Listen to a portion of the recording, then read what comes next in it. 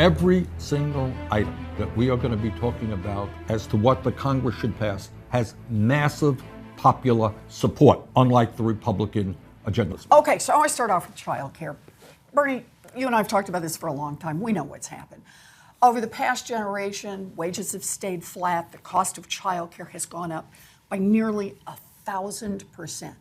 And that puts economic pressure on working moms and dads. It forces parents to make really hard compromises about the quality of the care that they can afford. We can do better than that.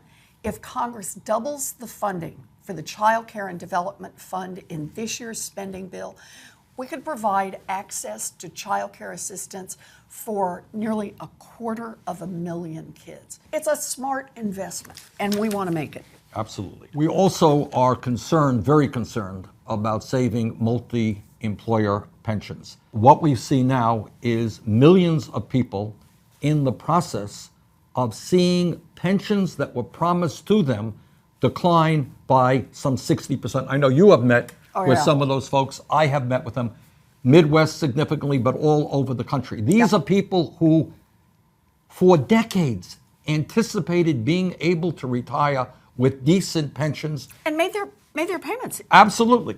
Yep, and negotiated their employment contracts, so payments were being made to their pensions. And gave up wage increases in the process. Yep. And then as a result of a disastrous middle-of-the-night decision a few years ago here in Congress, that guarantee to them was withdrawn. Now, those people are really hurting. Imagine working your whole life and suddenly find that the pension you were anticipating is going to be cut in half. That's right. So we're going to do everything that we can to make sure that the government's promise to those people is kept. They get 100% of what they were promised. Right. Also, we want to take a look at investing in students. About 10 years ago, Congress passed the Public Service Loan Forgiveness Program, and the whole idea was to support Americans who enter public service careers. You know who these folks are. It's teachers, nurses, firefighters, police officers, social workers, military personnel. They work often in lower paying jobs. And the idea is to let them do that work without getting crushed by student loan debt. So we built forgiveness into the program. Go do this work in public service and you'll get loan forgiveness on the other end. But there's a problem with the student loan servicing and complicated program requirements. And there may be tens of thousands of student loan borrowers who are working in public service who might not get the forgiveness that they've earned. Congress can fix this problem right now in the federal spending bill. So we should protect the Public Service Loan Forgiveness Program and make sure that our firefighters and our teachers and people who are working in public service get the loan forgiveness that they both need and deserve. There's another issue out there that is hitting my state, it's hitting Massachusetts, West Virginia, Kentucky, Ohio, all over this country. And that is the horrific opioid epidemic that we're seeing. We need more money in mental health overall. You know, I was reading a study the other day that it's estimated that about half of all Americans will experience either addiction or a mental health condition in their lifetime. And without treatment, the effects devastate not only the individual, but their families, their friends. There are federal programs that support mental health treatment. They're already set up, but they're just not funded well enough to be there for people. So waiting lists are long, people can't get in, they can't get help. So we got a chance. Here's this upcoming funding bill, and Congress can double the funding for mental health. It would help us on the opioid epidemic and help us on the mental health front generally. Now, there's another issue that's out there. Many of our Republican colleagues talk about how much they love the veterans. Oh my God, on Veterans Day, they give these great speeches, how much we are indebted to the veterans, how much we love the veterans, how much we've got to support the veterans.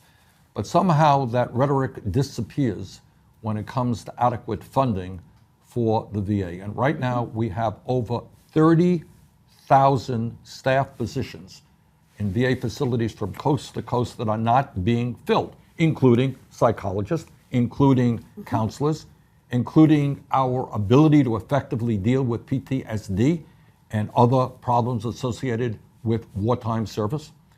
it seems to me that if we're going to keep faith with the rhetoric that we hear on the floor of the Congress, if we're going to do the right thing for the men and women who put their lives on the line to defend this country, we have to adequately fund the Veterans Administration. All right, there's another issue out there that needs an enormous amount of work. When we talk about the insanities of what's going on in this country today, you have towns in Vermont, you have towns, rural Massachusetts, all over this country where people cannot get decent quality broadband, they can't get decent quality cell phone service. Now you tell me, how do you establish a business in a community where you don't even have good quality broadband? How do the kids access the internet in a way that enables them to get the education that they need? So, but that's the real point around infrastructure generally, and particularly around rural infrastructure. I go back to what happened in the 1930s. So in the 1930s, about 90% of people living in urban areas had electricity because it made sense for the electricity companies to wire them up because everybody's close together and so on. But only about 10% of those living in rural areas had electricity. And basically, Franklin Roosevelt and Democrats in Congress said, you can't be part of a 20th century economy if you don't have electricity.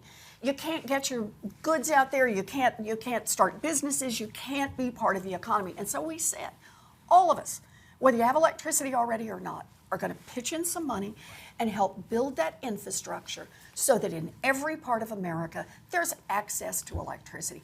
I see it the same way now. This is part of a crumbling infrastructure in general, and it's part of an embarrassment that the United States is way, way behind all countries around the world, where in many cases, their broadband is better and less expensive than it is in the United States of America. So I think if other countries can do it, we can do it. We have to protect rural America. It's a great place to raise kids, but people are not going to stay in rural America if they can't make a living. They can't make a living if they don't have a decent broadband service. All right, so here we are. And folks, we need your help on all of this. Elizabeth can't do it alone. I can't do it alone. In fact, the Congress, those of us who are making these fights, can't do it alone. We need millions of people to begin to stand up and demand that the United States Congress represent all of us and not just a handful of campaign contributors. That's really what this is about.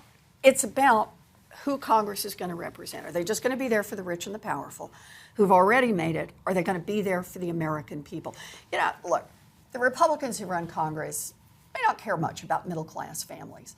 But if they expect Democratic support for their funding bill, then they need to do more to respect working people in this country. And everything that Elizabeth and I have talked about, these are not fringe ideas, these are not radical ideas, they're not socialistic ideas. These are the ideas that the American people want. And our job is to educate, to organize, to mobilize, to demand that this Congress finally does the work that the American people want us to do. That's what Bernie and I are fighting for. We're in this fight all the way. We need you in it too.